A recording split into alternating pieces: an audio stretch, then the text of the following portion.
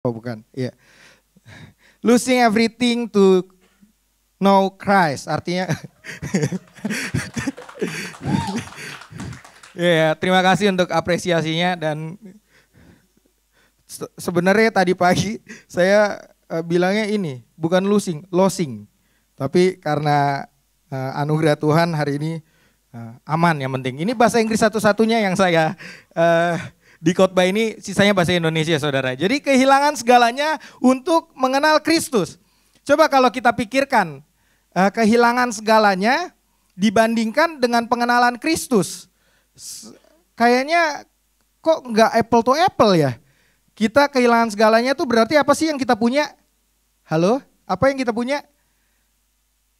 Kekayaan, pekerjaan, pasangan. Apalagi yang kita punya? Keluarga. Terus kesehatan. Kok bisa ya dari gimana caranya kehilangan segalanya untuk mengenal Kristus? Kita mau lihat di sini saudara. Karena pengenalan Kristus jauh lebih bernilai dari apa yang kita punya. Kita mau sama-sama baca saya yang ganjil, saudara yang genap. Filipi 3 ayat 7 sampai 11. Demikian firman Tuhan. Tetapi apa yang dahulu merupakan keuntungan bagiku sekarang kuanggap rugi karena Kristus.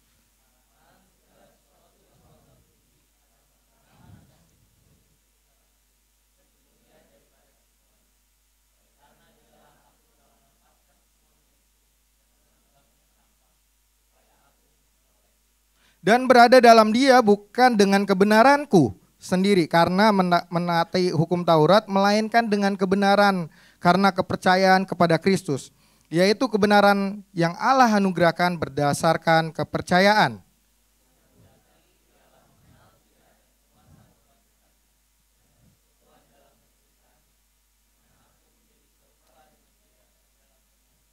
Supaya aku akhirnya beroleh kebangkitan dari antara orang mati. Jadi pernah nggak sih saudara kita menilai benar-benar yang terpenting di dalam hidup kita? Mungkin yang tadi karir, harta, kesehatan, pencapaian, bahkan di gereja mungkin jemaat. Tapi suatu hari saudara, Paulus berkata gini, semua yang kuanggap berharga tadi, sekarang kuanggap rugi dan sampah. Jadi bukan berarti kalau tadi kita dengar sela dari Pak Robert, jadi bukan berarti karir, harta, kesehatan, prestasi itu nggak penting. Tetapi ketika kita menaruh itu semua dari sebuah pengenalan akan Kristus yang menghambat kita untuk mengenal Kristus, itu menjadi tidak penting saudara. Ini Paulus ngomong dari Filipi 3 ayat 7 sampai 11. Dia bukan pernyataan orang frustasi, enggak saudara. Tapi seseorang yang menemukan nilai tertinggi dalam mengenal Yesus. Coba kita bilang kiri kanan, siap mengenal Yesus hari ini. Nah, kalau kita lihat di ayat 7 dan 8 saudara, tetapi apa yang dahulu merupakan keuntungan bagiku sekarang kuanggap rugi karena Kristus. Malahan segala sesuatu kuanggap rugi karena pengenalan akan Kristus Yesus Tuhanku. Lebih mulia daripada semuanya, berarti lebih mulia daripada apa yang kita punya saat ini. Oleh karena dialah aku telah melepaskan semuanya itu dan menganggapnya sampah supaya aku memperolehnya. Jadi memperoleh itu mendapatkannya saudara. Jadi sebelum mengenal Kristus, kalau kita flashback khotbah Pastor Pets minggu lalu yang temanya apa? The List. Bahasa Inggris kedua. Jadi Paulus itu sebenarnya ya, dia bisa loh ngebanggain dirinya dari pengajar-pengajar yang palsu. Apa aja sih? Dia disunat pada hari ke-8. Dari bangsa Israel, dari suku Benyamin, orang Ibrani asli. Jadi dalam mentaati hukum Taurat dia tuh nggak bercacat, berarti sempurna. Tahu nggak sih? Hukum Taurat tuh ada 613. Jadi 248 itu hal positif yang harus kita lakukan. Ada 365 larangan yang tidak boleh kita lakukan. Paulus nih sempurna loh semuanya. Coba kita berpikir, hal apa yang menurut kita udah mentaati gitu. Naik motor, pakai helm, ditaati gak? Taati, oh mungkin iya. Tapi saya kemarin lihat sosial media lucu, saya suka nonton video lucu, jadi di TikTok orang ke bioskop bawa apa aja. Oh saudara paling ini bawa nasi padang ke bioskop, makan pakai tangan. Cuma dilap pakai tisu basah saudara. Ada yang bawa KFC satu bucket, saya nggak tahu dia bawa tas Doraemon atau apa.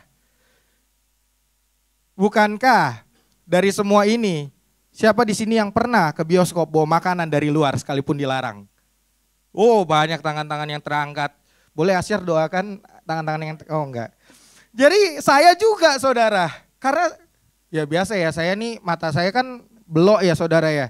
Jadi beli di bioskop tuh mahal ya kan, kayak rugi masa minum aja 25.000, 35.000 ya kan, di Indomaret air mineral dingin cuma 3.500. Tapi begitu masuk kan ada sesuatu yang bangga kan ya.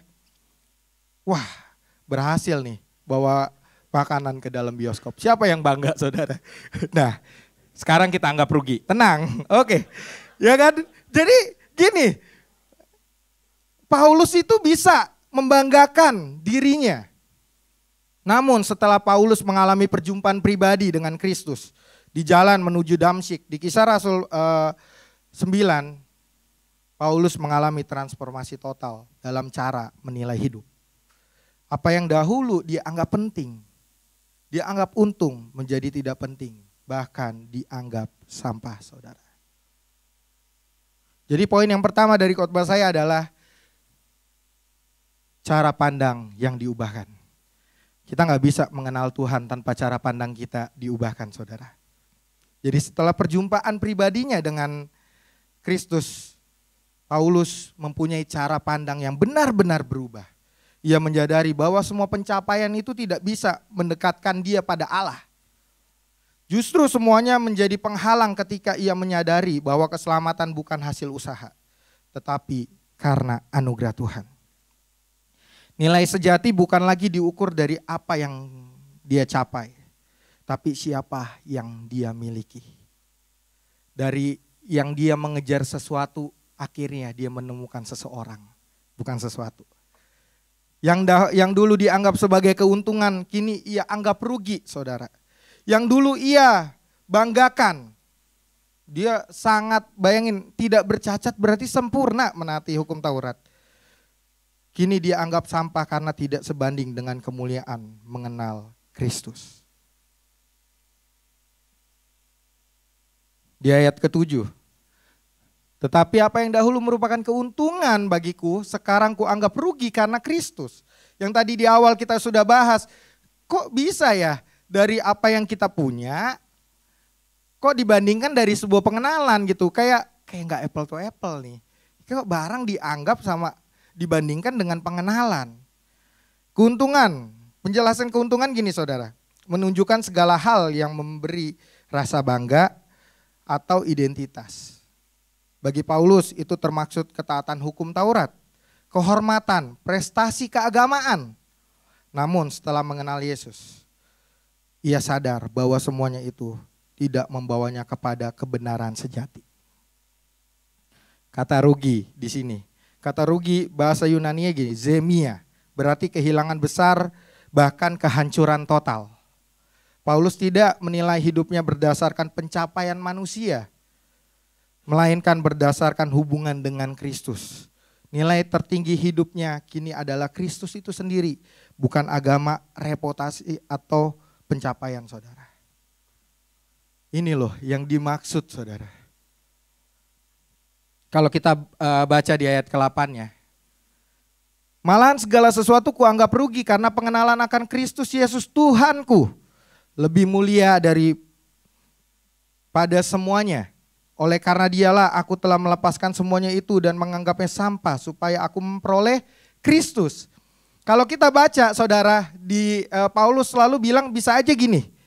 Pengenalan akan Kristus Yesus Tuhan lebih mulia. Kalau kita baca dia Dia cuma bilang gini, the Lord biasanya. Tapi di sini dia bilang my Lord. Inggris yang ketiga, puji Tuhan. Ya kan, jadi ada sesuatu yang beda, ada penekanan dari yang cuma dia bilang Tuhanku, engkau penuh kasih gitu. Biasa di Paulus cuma nulisnya Tuhan aja, the Lord. Tapi kali ini my Lord. Karena apa sih? Karena ada sesuatu hubungan yang personal dan relasional. Jadi kalau kita tahu Tuhan menebus dosa dunia ini, Paulus bilang, Tuhan menebus dosaku. Kalau kita tahu Tuhan menyembuhkan banyak orang-orang sakit, memampukan orang-orang yang menderita, kali ini Tuhan memampukanku. Jadi kalau Tuhan, kalau my Lord itu benar-benar terjadi dalam hidup kita saudara, uang tidak lagi menjadi my Lord. Harta, kekayaan, prestasi, pencapaian apapun gak pernah menjadi my Lord di dalam hidup kita. Apa yang dulu kita mencari sesuatu, kini kita menemukan seseorang, yaitu Kristus saudara. Jadi di ayat Filipi 3 ayat 8 ini bukan tentang kehilangan, tapi tentang menemukan, tentang seseorang yang rela melepaskan segalanya. Bukan karena terpaksa, tapi karena telah melihat sesuatu yang jauh lebih indah. Kemuliaan Kristus yang melampaui segalanya. Jadi kata pengenalan ini ya saudara ya, genosis. Artinya bukan sekedar tahu secara intelektual. Jadi bukan cuma pengertian kita di otak aja saudara. Tapi relasi pribadi dan pengalaman hidup bersama dengan Kristus, kata pengenalan ini. Itulah yang dianggap lebih mulia daripada semuanya. Gak mungkin kita bisa bilang berkata, kita punya pengalaman, kita mengabaikan pengenalan. Karena pengenalan tidak pernah menentukan, pengalaman tidak pernah menentukan pengenalanmu sama Tuhan. Tetapi pengenalanmu sama Tuhan seharusnya menentukan pengalamanmu untuk bersaksi di depan sana saudara. Oke, kalau kita balik kita lihat di Matius kan. Mungkin banyak orang yang berseru. Dia tahu tentang Tuhan. Tapi dia gak kenal sama Tuhan. Mungkin kita tiap minggu datang ke gereja, kita tahu. Oh iya Tuhan baik, Tuhan menyelamatkan. Setiap minggu dikotbahin tentang gospel, tentang Injil. Adalah kekuatan Allah. Kita itu mungkin kita sekarang cuma sekedar tahu, pertanyaannya apakah kita benar-benar mengenal dan mengalaminya. Apakah kita benar-benar mengalami itu? Injil adalah kekuatan Allah. Jadi bagi Paulus, mengenal Kristus bukan sekedar tambahan dalam hidup, tetapi pusat dari seluruh makna hidup. Jadi seringkali kita menaruh kenapa kita ngerasa selalu kekurangan? Karena kita cuma menjadikan Kristus tambahan. Kalau kita menjadikan Kristus tambahan, kita akan terus merasa kekurangan. Kalau kita menaruh Kristus satu-satunya dan lebih dari cukup, kita akan merasa kelimpahan saudara. Jadi itu loh penjelasannya, Tuhanku. Jadi kalau seringkali kita ngerasa, mungkin ya saya punya anak perempuan, anak bukan menjadi lagi my Lord. Mobil bukan menjadi my Lord saudara. Apalagi, bukan berarti itu semuanya gak penting. Ya kan, berarti mulai dari sini oke, saya mau rugi lah, saya jual mobil, jual harta, ya kan, jual apalagi yang enggak saudara. Tapi ketika kita menaruh itu lebih tinggi dari pengenalan akan Kristus, boleh dijual. Enggak saudara, bercanda. Gini, dan poin yang kedua adalah saudara, berada di dalam Dia. Waktu cara pandang kita berubah, kita tahu berada di dalam Dia. Berada di dalam Kristus berarti hidup dalam hubungan yang erat dengannya. Tidak lagi mengandalkan usaha dan prestasi sendiri untuk diterima oleh Allah. Tetapi percaya penuh pada karya Kristus di salib. Kebenaran kita bukan hasil dari apa yang kita lakukan, melainkan anugerah yang diberikan karena iman kepadanya. Jadi Paulus menegaskan bahwa keselamatan dan identitas baru bersumber dari Kristus, saudara. Bukan dari ketaatan hukum Taurat atau reputasi keagamaan. Enggak, saudara. Jadi kenapa? Kalau kita tahu kita berada di dalamnya. Jadi waktu umur 1 tahun, anak saya ini kalau hujan takut naik mobil. Karena lihat wiper dan ada hujan, saudara. Jadi takut, pasti nangis. Jadi ketika sampai rumah ternyata ya dia sadar, maksudnya dia nangis ternyata dia gak kenapa-napa. Tapi begitu dia terus dewasa, sekarang gak nangis. Karena apa? Dia tahu dia aman ada di dalam mobil. Pertanyaannya, seringkali kenapa kita was-was? Kenapa kita kok secara manusia wajar gak kita takut?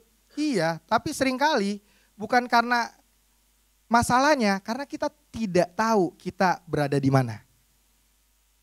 Kalau kita tahu kita berada di dalamnya, mau ada petir kayak gimana, hujan deras gimana, kita tahu di dalam mobil kita aman. Ya kan, kecuali novel, sunroofnya dibuka, enggak aman. Jadi berada dalam Kristus berarti berhenti membuktikan diri dan mulai hidup dari kasih yang sudah membenarkan kita, saudara. Di ayat ke-9, dan berada dalam dia bukan dengan kebenaranku sendiri karena mentaati hukum Taurat, melainkan dengan kebenaran karena kepercayaan kepada Kristus, yaitu kebenaran yang Allah anugerahkan berdasarkan kepercayaan.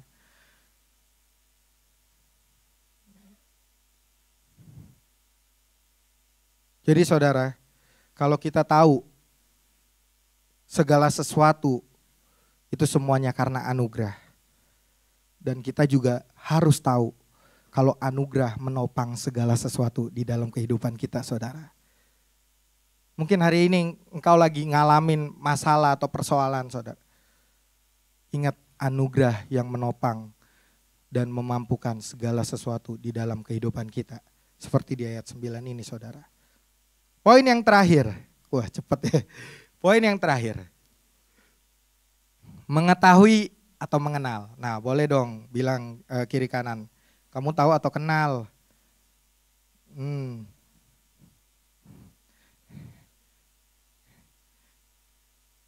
Jadi gini, jadi seringkali kita berpikir kita ini tahu tentang Tuhan, tapi apakah kita kenal sama Tuhan? Jadi ada satu cerita, saudara. Jadi tokoh asli, mungkin saudara pernah dengar Charles Blondin. Jadi di tahun 1824 sampai 1897. Jadi Blondin ini siapa sih, saudara? Blondin adalah pemain sirkus. Jadi pesirkus dan penyeimbang tali asal Perancis.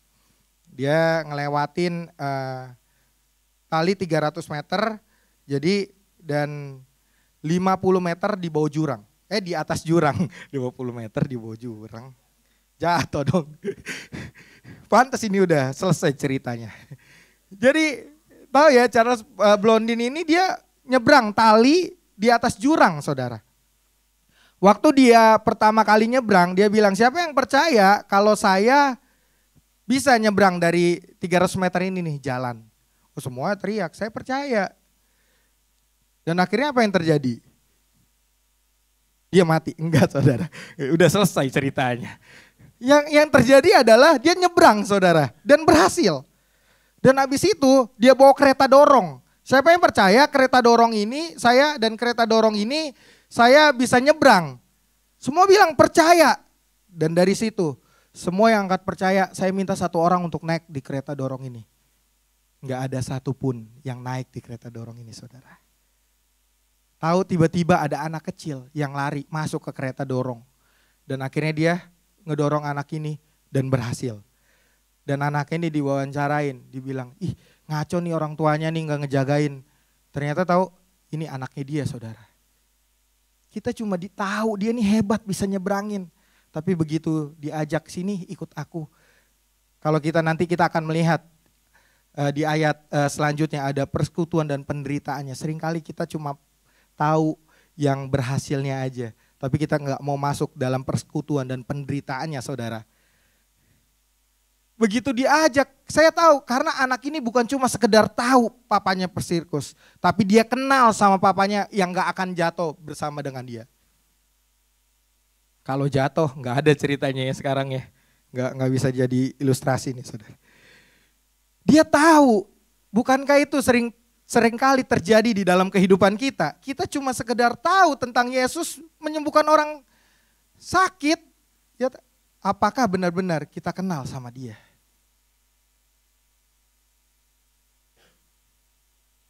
Kita tahu Tuhan Yesus bisa membuat kita berhasil. Tapi seringkali kita cuma sekedar tahu. Seharusnya pengenalan membuat kita, waktu kita berhasil, kita nggak terbang karena kita tahu itu karena anugerahnya. Waktu kita gagal, kita nggak tumbang karena kita tahu dia selalu menyertai kita dan menopang karena anugerahnya. Jadi nggak ada yang waktu kita berhasil, kita nggak sombong. Waktu kita gagal, kita nggak jatuh karena kita tahu ada tangan yang menopang kita. Ini dia, yang terakhir kan. Ayat 10 dan 11 yang tadi saya sudah bahas. Yang ku kehendaki ialah mengenal dia dan kuasa kebangkitannya dan persekutuan dalam penderitaannya. Di mana aku menjadi serupa dengan dia dalam kematiannya. Supaya aku akhirnya beroleh kebangkitan dari antara orang mati. Jadi ayat ini menunjukkan kerinduan terdalam Paulus. Mengenal Kristus secara pribadi dan mengalami kuasanya. Mengenal Kristus bukan sekedar pengetahuan aja. Bukan cuma sekedar kita tahu aja, tapi pengalaman hidup saudara.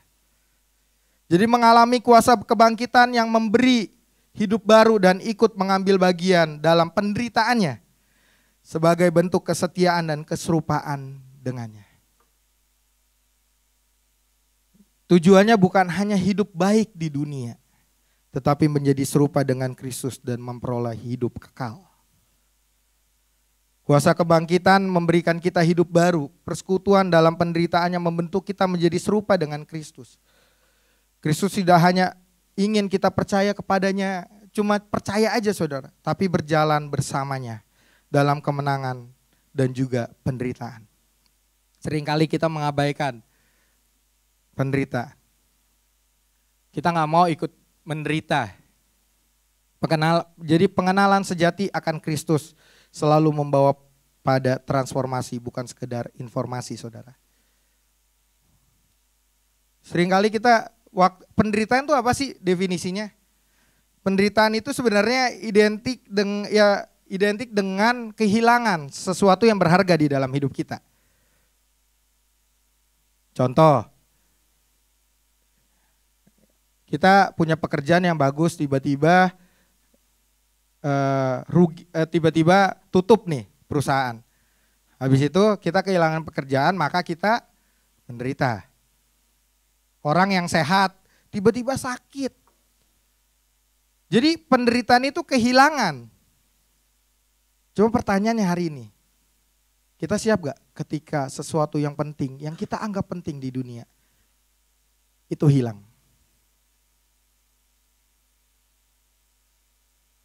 Saya waktu nyiapin ini juga saya ngerasa, aduh, angel iki, piye ses. Ya kan, gimana caranya sesuatu yang saya anggap penting, saya mikir, wah kesehatan gimana ya. Jadi saya punya teman, saudaranya umur 35 tahun, masang ring saudara, 35 tahun.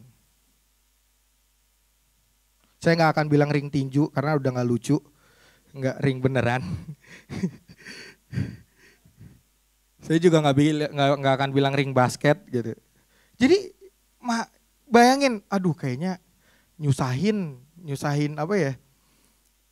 Nanti bisa nyusahin istri. Pokoknya saya mikir tuh, oh iya ya. Ternyata saya pun juga belum mengenal secara utuh. Makanya yang Pastor Pats bilang kalau kita sempat dengar, baca firman tuh seutuhnya, bukan sebutuhnya. Sama, kita mengenal Tuhan seringkali sebutuhnya kita, ya enggak? Oke, aku lagi susah, oh dia berjanji memberkati aku. Engkau akan terus naik dan lupa turun, ya enggak? Engkau akan terus naik dan bukan turun. Jadi seringkali kita tuh malah mencari pengenalan itu sebutunya kita aja.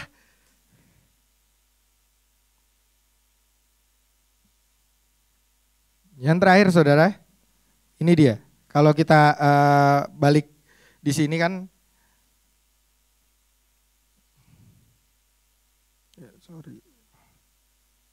nah, jadi mengenal dia, maknanya apa sih? Hubungan pribadi dengan Kristus. Dampaknya apa? Mengubah hati kita.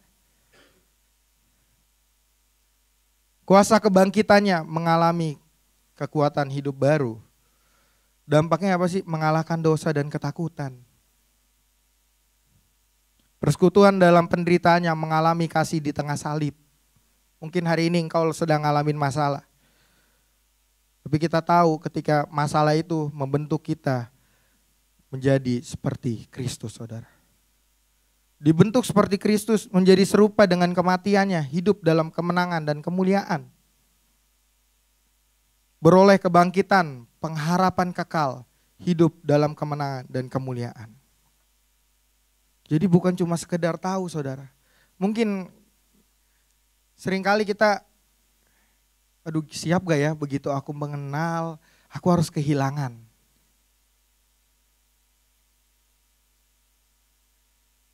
Karena apa sih seringkali? Terkadang Tuhan izinkan kita kehilangan banyak hal. Supaya kita sadar bahwa dialah satu-satunya yang tak bisa hilang, saudara. Mungkin hari ini engkau sedang kehilangan pengharapan. Mungkin seringkali, mungkin engkau pengharapan tentang masa depan anak. Pengharapan tentang nanti kuliah mau gimana ya setelah kuliah gitu. Tapi hari ini kita harus ingat satu-satunya yang gak bisa hilang. Jadi seringkali penderitaan bukan menghancurkan setiap kita, saudara. Tetapi membentuk kita semakin menjadi serupa dengan Kristus. Jadi menjadi serupa dengan kematiannya. Artinya mati terhadap diri sendiri. Ego, kesombongan, ambisi, dan keinginan untuk mengontrol hidup. Kalau kita balik, kalau Tuhanku itu menjadi raja atasku, berarti ego kita udah gak jadi nih, gak jadi raja atas kita. Karena kita tahu siapa rajanya.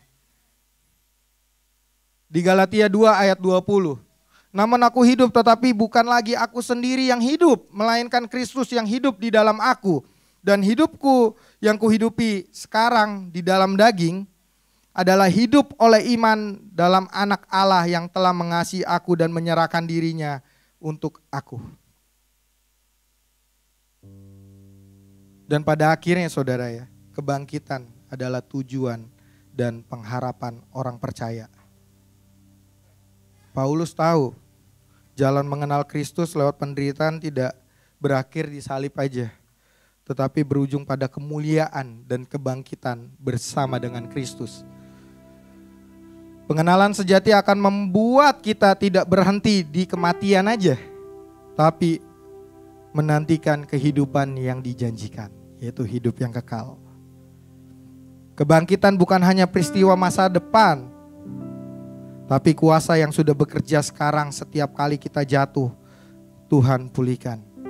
Itu adalah bentuk kebangkitan. Kebangkitan menegaskan bahwa kematian bukan akhir. Kristus yang bangkit menjamin bahwa penderitaan tidak sia-sia, saudara. Roma 8 ayat 11. Dan jika roh Dia yang telah membangkitkan Yesus dari antara orang mati diam di dalam kamu, maka Ia yang telah membangkitkan Kristus Yesus dari orang mati akan menghidupi juga tubuhmu yang fana itu oleh rohnya yang diam di dalam kamu. Kuasa yang membangkitkan Kristus bukan hanya milik masa lalu, tapi juga bekerja sekarang dan untuk memberikan kehidupan baru dan jaminan kebangkitan kekal, saudara. Apakah kita benar-benar sudah mengenal Kristus apa cuma tahu tentang Kristus? Mungkin kita berpikir kita udah kenal sama Tuhan. Mungkin kita berpikir, aku tahu Tuhan itu baik, aku tahu Injil adalah kekuatan Allah. Tapi pertanyaannya, apakah kita sudah mengalami Tuhan atau belum, saudara?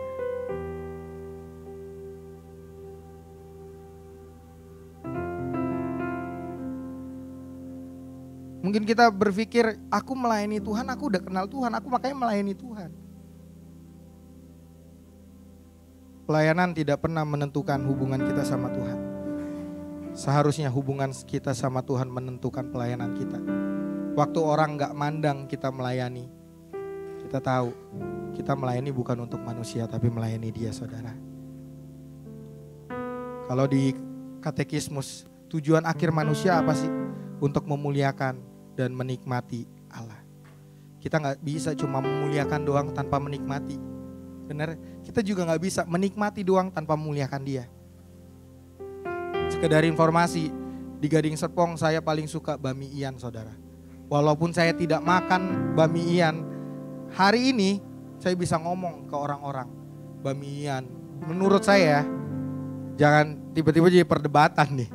Wah enggak, gue asoy ameng. Oh gue ini bami palu. Ya, menurut saya bami ian 88. Saya tidak dibayar juga sama si tante ini, enggak. Tapi menurut saya itu bakmi paling enak di Gading Serpong. Waktu saya menikmati itu, saya ngasih tahu teman saya. Saya bilang, ini lu cobain nih. Akhirnya waktu dia cobain enak, abis itu diajak istri sama orang tuanya makan di situ. Abis itu orang tuanya ajak teman-temannya, saudara. Tahu karena apa? Waktu kita udah menikmati, seharusnya kita memuliakannya. Waktu kita memuliakannya, kita harus menikmati. Pertanyaan reflektif kita, saya undang bangkit berdiri semua. Cara pandang yang diubahkan. Kapan terakhir kali aku benar-benar berkata dalam hati? Aku nih, bukan kita lagi, tapi aku secara personal. Berkata dalam hati, kalau Kristus lebih berharga dari semua hal yang kuanggap untung. Kapan terakhir kali kita bilang di hati kita, saudara? Kalau benar-benar Kristus itu paling berharga dari semua apa yang kita punya.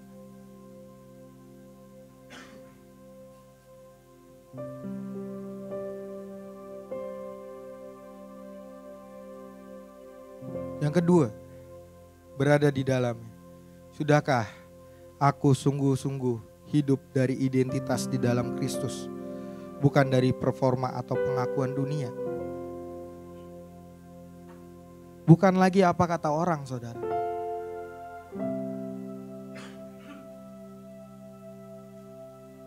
Yang terakhir,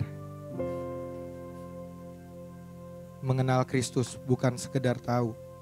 Apakah selama ini aku tahu tentang Kristus tetapi tidak mengenalnya?